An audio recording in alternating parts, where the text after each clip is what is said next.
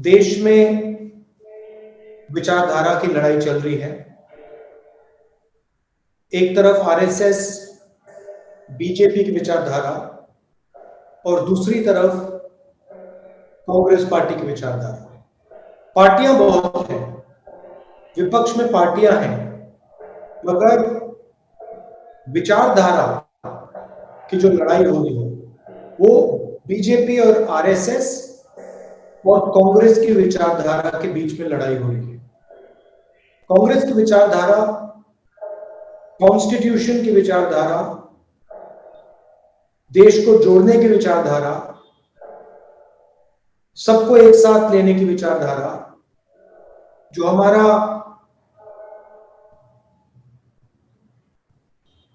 Unequal social system है उसके खिलाफ लड़ने की विचारधारा कांग्रेस की है। आरएसएस और बीजेपी चाहते हैं कि चुने हुए लोग इस देश को चलाएं, पूरा का पूरा धन चुने हुए लोगों के हाथों में हो, सारे के सारे इंस्टीट्यूशंस उन्हीं लोगों के कंट्रोल में रहें, चाहे वो जुडिशरी हो, चाहे वो ब्यूरोक्रेसी हो, चाहे वो आर्मी हो, इलेक्शन कमीशन हो, स्कूल्स और कॉलेजेस हो। आरएसएस चाहती है कि ये सारे के सारे उन्हीं के कंट्रोल में रहें। हम चाहते हैं कि ये जो हमारे इंस्टीट्यूशंस हैं, ये जो हमारा देश है, ये सबका है, हर जात का है, हर धर्म का है, और सब लोगों को इस देश में रक्षा मिलनी चाहिए, एकता होनी चाहिए, भाईचारा होना चाहिए। ये लड़ाई है। आपने देखा मणिपुर में क्या हुआ और क्या हो रहा है, और आपको आश्चर्य होगा कि प्रधानमंत्री जी ने मणिपुर के बारे में एक शब्द नहीं कहा। आपको लगा होगा कि देश के प्रधानमंत्री जब देश का एक प्रदेश जल रहा है तो देश का प्रधानमंत्री कुछ ना कुछ तो कहेगा। आप में से बहुत सारे लोगों को लगा होगा कि देश का प्रधानमंत्री हवाई जहाज में जाकर इम्फाल में, कम से कम इम्फाल में लोगों से बात करेगा। पिछले कोई भी प्रधानमंत्री होते, कांग्रेस के प्रधानमंत्री तो वहीं बैठ जाते, मगर आपको आश्चर्य होगा कि हिंदुस्तान का प्रधानमंत्री नरेंद्र मोदी मणिपुर क्यों नहीं जा रहा है, मणिपुर के बारे में बोल क्यों नहीं रहा है? क्योंकि नरेंद्र मोदी जी चुने हुए लोगों के प्रधानमंत्री हैं, आरएसएस के प्रधानमंत्री हैं। उनको मणिपुर से कोई लेना देना नहीं। वो जानते हैं कि उनकी विचारधारा ने मणिपुर को जलाया है, मगर जो मणिपुर में दुख है, दर्द है, जो महिलाओं को चोट पहुंची है, उससे नरेंद्र मोदी जी को कोई फर्क नहीं पड़ता। और मैं आपको गारंटी देके कह सकता हूं कि जिस मणिपुर ने प्रधानमंत्री के दिल में दर्द नहीं पहुंचाया, वही मणिपुर इस मीटिंग में हमारे हर कार्यकर्ता के दिल में दर्द पहुंचा है।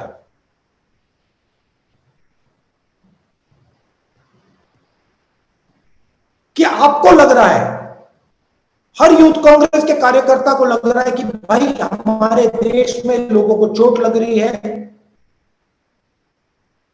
लोगों को दुख हो रहा है, हमें उनके साथ खड़ा होना चाहिए। मणिपुर में जाके खड़े होना चाहिए। अगर मणिपुर में नहीं जा सके तो जहां हम खड़े हैं,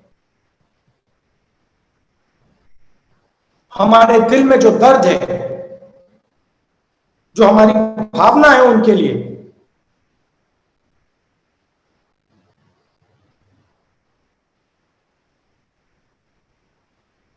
तो मेरा कहना है ये फर्क है।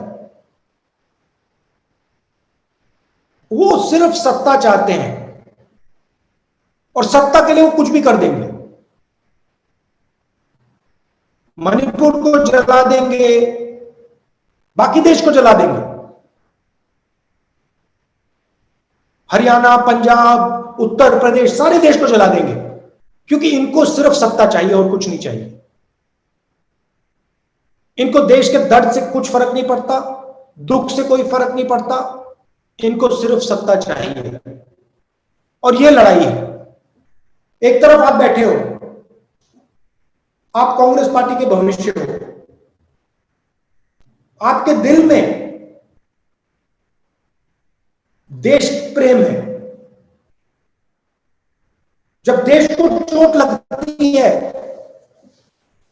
कहीं भी हो, मणिपुर में हो, तमिलनाडु में हो, जम्मू कश्मीर में हो, उत्तर प्रदेश में हो, कहीं भी हो, जब देश को चोट लगती है, देश के किसी नागरिक को चोट लगती है, चाहे वो हिंदू हो, मुसलमान हो, सिख हो, ईसाई हो, तमिल बोलता हो, बंगाली बोलता हो, आपके दिल में चोट लगेगी एकदम। आप उदास होगे, आपको पता भी नहीं लगेगा मूड क्यों खराब हो गया।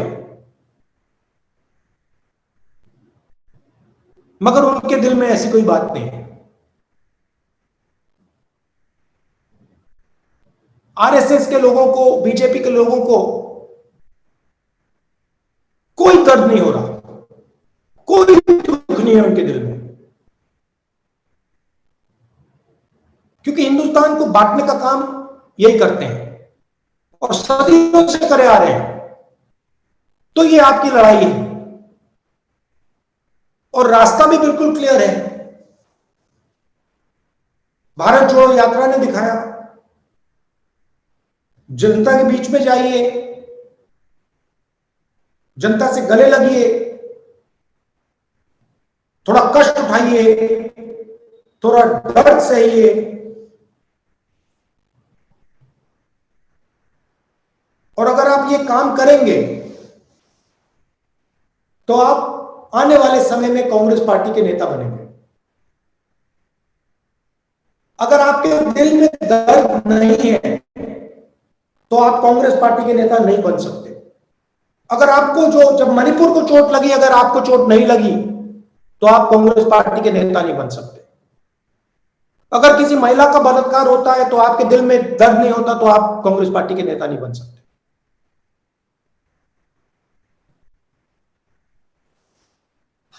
तो जो आपके दिल में जो दर्द होता है,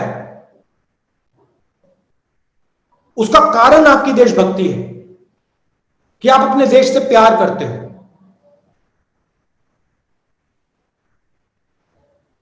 तो अगर आप अपने देश से प्यार करते हो तो फिर आपको देश से जुड़ना भी पड़ेगा। जुड़ोगे कैसे? जनता के बीच में जाके, उनकी कठिनाइयों को समझ के, उनके बीच में रह के और एक दूसरे से प्यार और मोहब्बत से बर्ताव करके। भारत जोड़ो यात्रा में बहुत अच्छा नारा निकला, नफरत के बाजार में मोहब्बत की दुकान खोलनी है। यही आपका काम है और कुछ बोलने की जरूरत नहीं है। मणिपुर में इन्होंने नफरत की बाजार खोली, चलिए हम जाके मोहब्बत की दुकान खोलते हैं। जहां भी ये नफरत फैलाते हैं वहां आप जाके मोहब्बत की दुकान खोलिए। और देखिए, मजे की बात देखिए, ऑपोजिशन अलायंस ने बहुत सुंदर नाम चुना,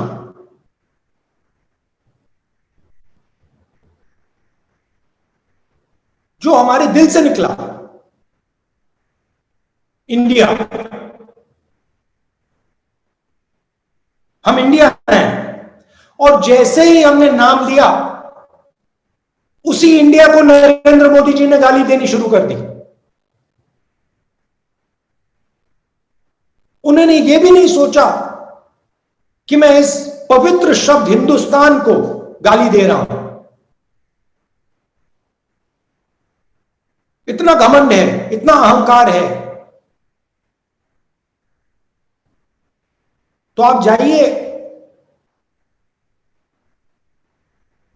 मोहब्बत की दुकानें खोलिए, और इस सिर्फ जनता के बीच में नहीं, सिर्फ मणिपुर में नहीं, अपने घर में भाई के साथ, बहन के साथ, माता पिता के साथ, अपने कॉलीग्स के साथ, यूथ कांग्रेस की टीम के साथ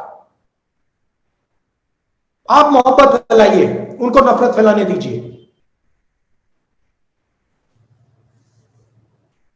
मुश्किल समय है,